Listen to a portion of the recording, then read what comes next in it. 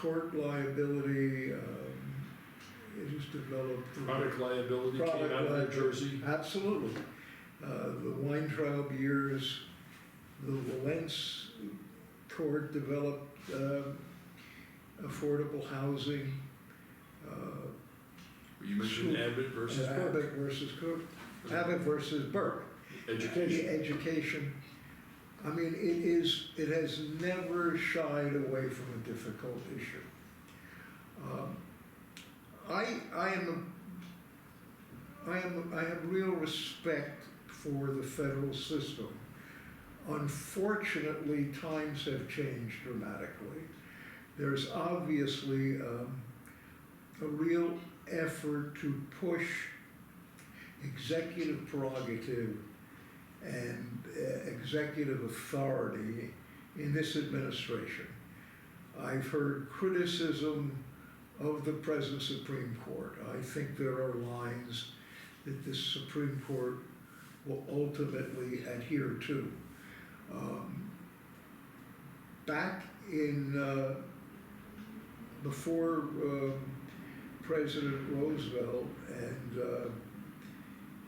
his court, and particularly before the Warren Court, we had a very conservative judiciary.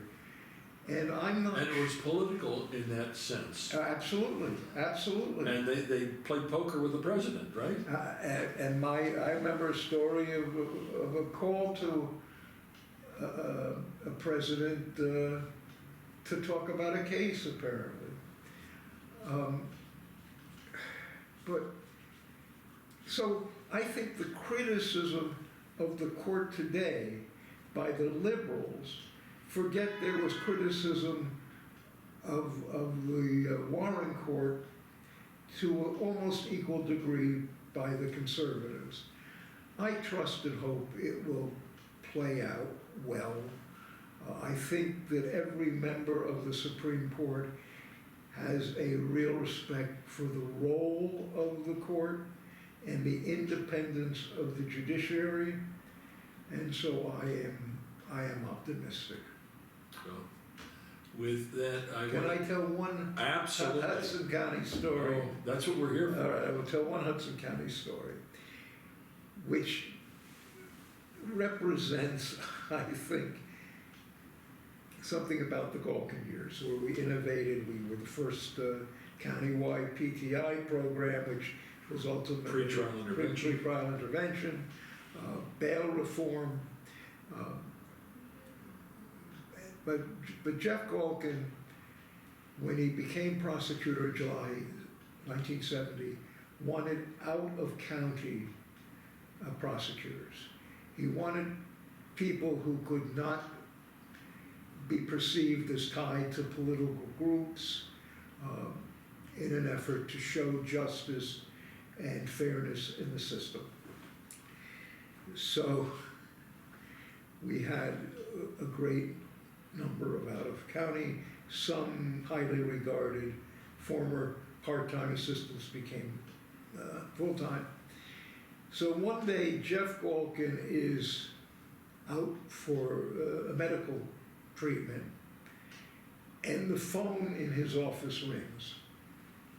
Now, he had a private line, he had a confidential line from the governor's office and the attorney general, but this was the public number on his desk and his secretary's desk through the prosecutor's office switchboard, and we had an old switchboard in those days.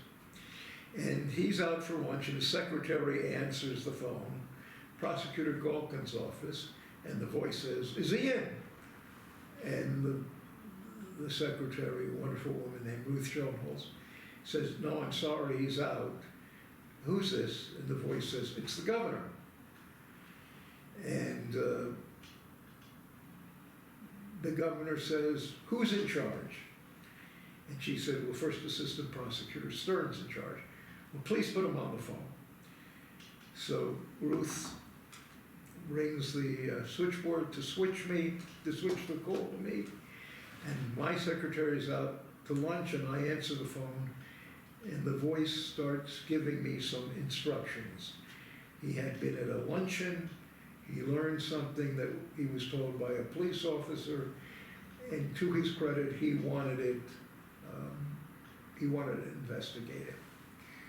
Well, first of all, the switchboard disconnected the call, so we had a call back. And he starts telling me what he wants investigated. And I asked a question, and I said, "Where are you? Because if you want this investigated, maybe we should talk a little more. And it's probably important enough for me to meet you in person." He said, "Yes, that's a good idea." My real thinking at the time was, A, I don't want to do something that shouldn't be done, but B, I don't want to not do something if it's the governor, and I'd like to find out if it's the governor. And during this call I hear, "Another nickel, please. Can I have a nickel? Ding, ding." And I said, "Governor, where are you?" And he said, "Where am I?" And he comes back on, he says, "I'm in a Gulf station at the corner of Garfield and Bramwell Avenue." So I said, "I'd be right there." And I picked up the phone, I called our chief. Now everybody would know when you're saying the nickel, you're talking about a payphone. I'm talking about a payphone, and in the days with a nickel, nickel more, maybe it was a dime. So I pick up the internal phone and I call our chief of detectives, a man from Colts Neck, New Jersey, and our chief of investigations, a man from Oradell, New Jersey. And I'm living in East Orange, New Jersey at the time, and we go down into the garage to get into the prosecutor's vehicle and stream down to Bramwell and Garfield Avenues. And we zoom out of the garage under the administration building. Red lights, sirens, never been used before to my knowledge. And they're the three of us from out of county. And no one knows how to get to Bramwell and Garfield Avenue. So we get on the phone and we get there. And to make a long story long as I do, now you know why I'm on the bench so long. We get there, the governor starts talking. He says, "Let's get in my car." We get in the governor's car, and the chief of investigations and the chief of detectives figure I'm going to Trenton with the governor, and they're going to arrange to have me brought back. Little did they know, that there was a heliport out where Liberty State Park is now, and the governor had a helicopter there. So we drove out to Liberty State Park. I walk the governor to the helicopter. He gets on the helicopter. His car goes away. Our car has not come. And there I am, standing on a heliport for a couple of, it seemed like eternity until somebody came for me. But that's the story. I think we had a wonderful prosecutor's office because it was a balance of new, young, smart assistant prosecutors who came from firms in Newark to learn to try cases, balanced with a group of experienced former part-time assistant prosecutors, and a great boss, Jeff Galkin, who wanted to see justice done, political corruption evaporated, and a development of a good system. So one last question. This building, named after Justice Brennan, where he sat, I think, Yes. about 1947. Yes, he was assignment judge. Yes. Assignment judge, before he went on to the Appellate Division Supreme Court and the U.S. Supreme Court.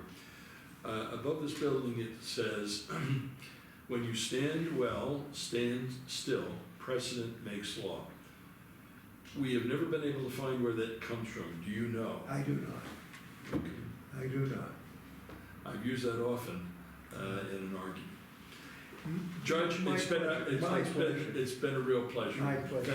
Thank you so much. Thank you. Thank you, Lisa.